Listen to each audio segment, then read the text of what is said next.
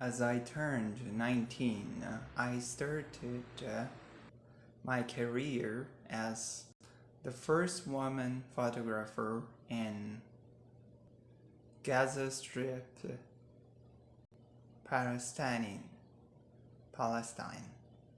My work as a woman photographer was considered as a serious insult to local traditions and created a lasting stigma for me and my family. Male-dominated field made my presence unwelcome by all possible means. They made clear that women must not do man's job. Photo agencies in Gaza refused to train me. No sign was pretty clear. 3 of my colleagues went as far as to drive me to an open air strike area where the explosion sounds were the only thing I could hear. Death was flying in the air, and the ground was shaking like a swing beneath me. I only realized that we weren't there to document the event when 3 of them got back into the armored jeep and drove away, waving and laughing, leaving me behind in an open air strike zone. For a moment, I felt terrified, humiliated, and sorry for myself. My colleague's action wasn't the only death threat I have received, but it was the most dangerous one. Perception of women's life in Gaza is passive. Until a recent year, a lot of women are not allowed to work and pursue education. At times of such double war, including both social restrictions on women and Israel-Palestinian conflicts, women's dark and bright stories were fading away. To men, women's stories were seen as inconsequential. I started paying closer attention to women's life.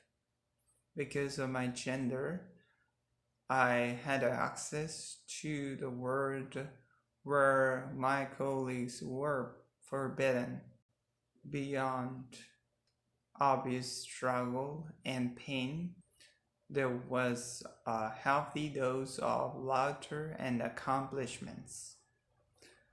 In front of the police compound in Gaza City, during the first war in Gaza, Israeli raid managed to destroy the compound and break my nose. For a moment, all I saw was white, bright white, like these lights.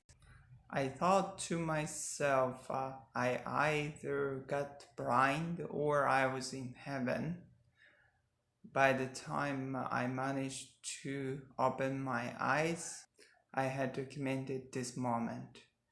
Muhammad Khadan, Palestinian worker, spent 2 decades in Israel.